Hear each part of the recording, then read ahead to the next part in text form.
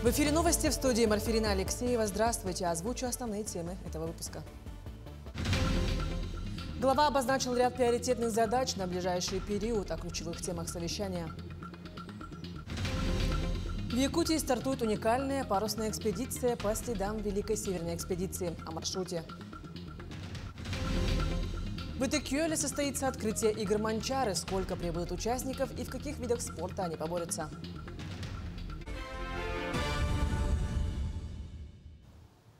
В Якутии через суд расторгли договоры аренды лесных участков с компаниями Woodland и Ангара. Компании не выполнили свои обязательства по лесопожарному обустройству арендуемых участков в установленные законом сроки.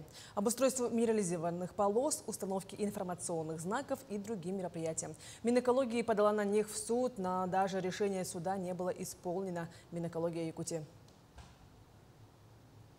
Глава Якутии Айсен Николаев провел пленарное совещание с руководством правительства и администрации республики, в ходе которого обозначил ряд приоритетных задач на ближайший период. Одним из ключевых вопросов стало обеспечение северного завоза, которое обсуждалось на совещании под председательством президента России.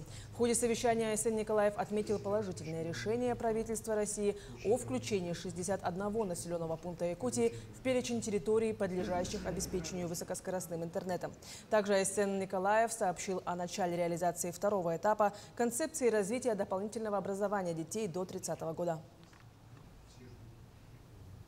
Продолжаются приемные кампании в профессиональные и высшие учебные заведения для участников СВО и членов их семей. В вузах предусмотрены квоты на целевые бюджетные места. Не менее 10% от количества бюджетных мест.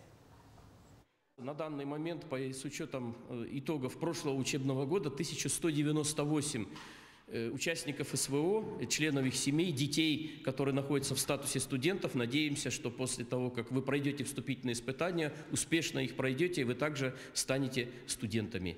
Продолжается работа общая, чтобы действительно была возможность вернуться в мирную жизнь и создать условия для членов семей в получении образования. В селе Актемцы Хангалахского улуса начала работу 6-я международная школьная конференция «Конкурс». В этом году в ней принимает участие 284 школьника из 11 стран мира. Торжественную церемонию открытия украсило выступление танцевального ансамбля молодежно-подросткового центра «Автобус радости». После открытия состоялось заседание по направлению «Космические технологии. Образовательные проекты для школьников», в котором приняли участие представители стран-участниц Международной олимпиады школьников Туймада и конференции конкурса. Главной темой обсуждения стало масштабирование работы по привлечению школьников к научной деятельности в космической сфере. Но здесь как раз принимают участие все школьники из других регионов Российской Федерации, особенно Москвы, известных очень школ. Также у нас много участников из-за границы, очень редкие участники, например, из Эль-Сальвадора, это американские, Пуэрто-Рико.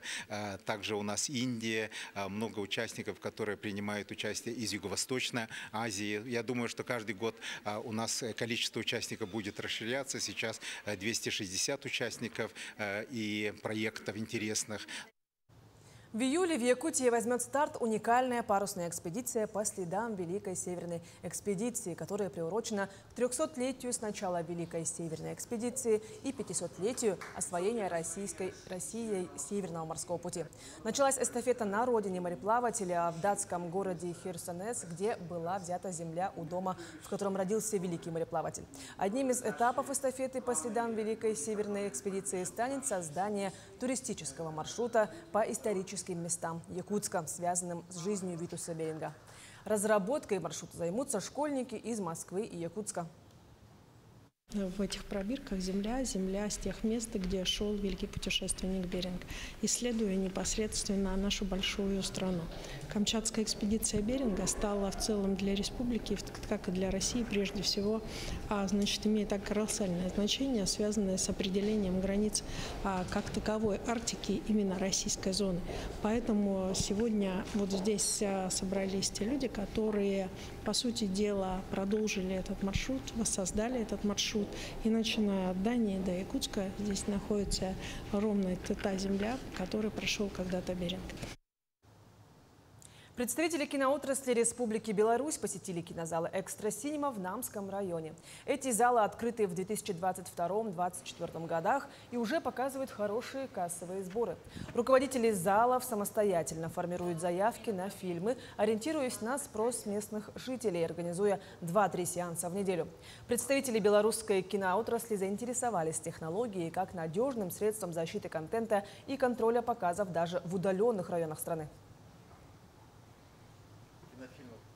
В столице республики уже несколько дней гремит праздник кино. С 4 июля стартовал Якутский международный кинофестиваль.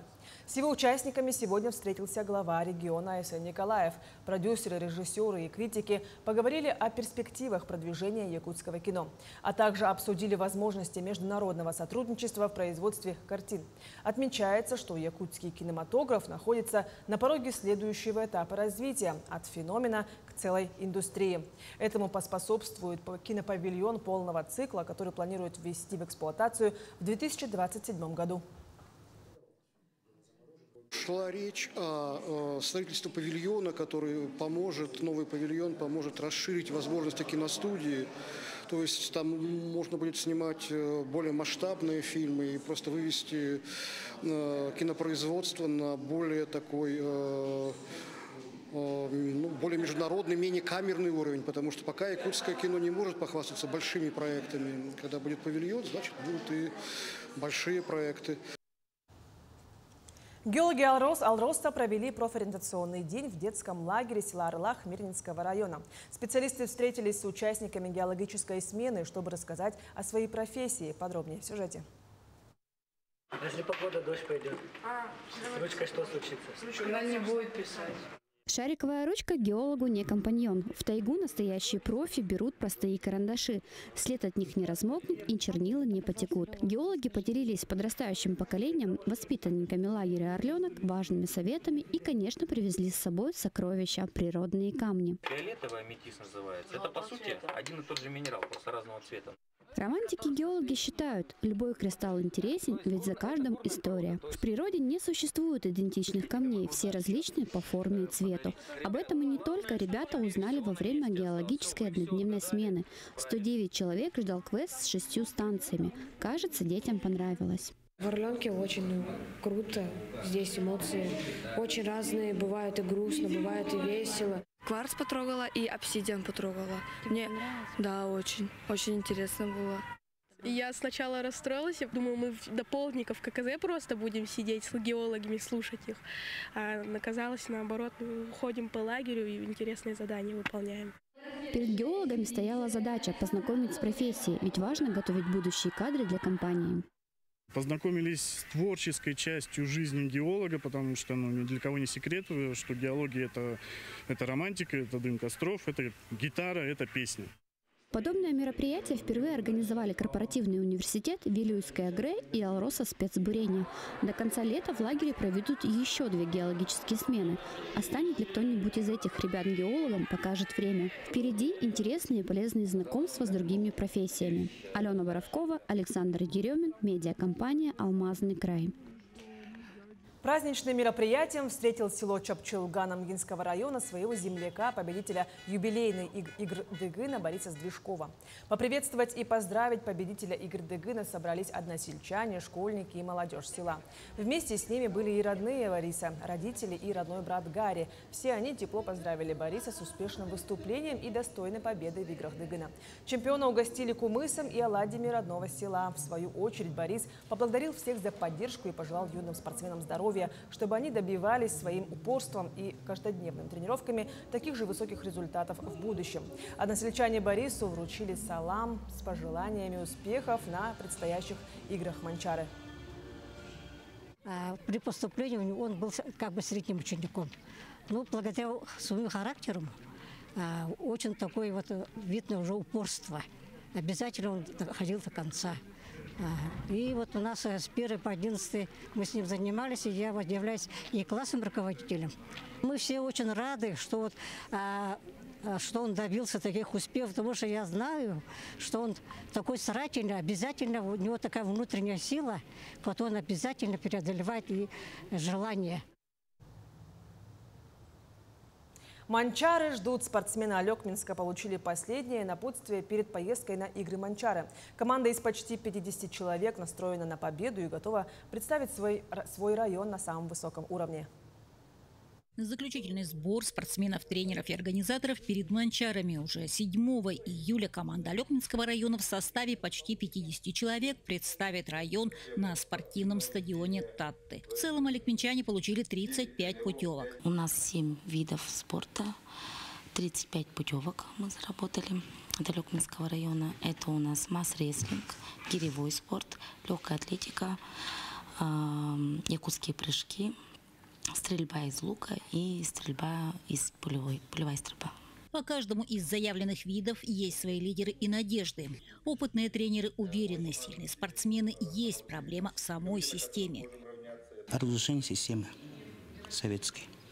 Нету перехода. У нас в детском спорте очень хорошие результаты, а взрослым нету. Вот это и влияет. То поколение потеряно, получается, потерялось? Да, потеряно. Надо над этим очень усиленно работать. Команде будет непросто, качает головой Александр Киселев. Сразу после игр надо начинать готовиться к следующим. Полноценно на игры Манчары надо, вот сейчас игры прошли, сразу на следующие надо готовиться на 4 года, чтобы это была система, а не так.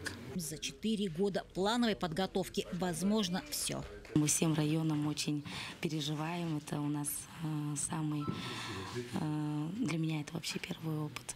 Но вообще это так волнительно. Но все спортсмены готовы.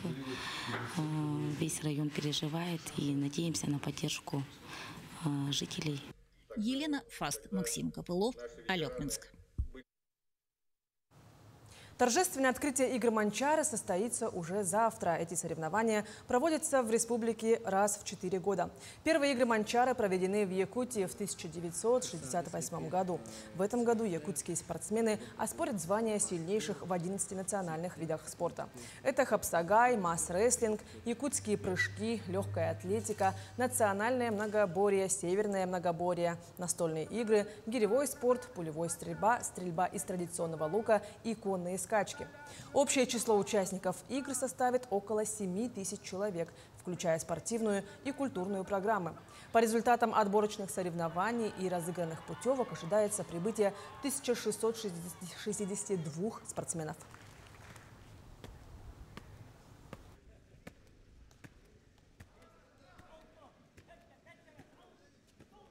К этому часу это вся актуальная информация. До встречи в эфире.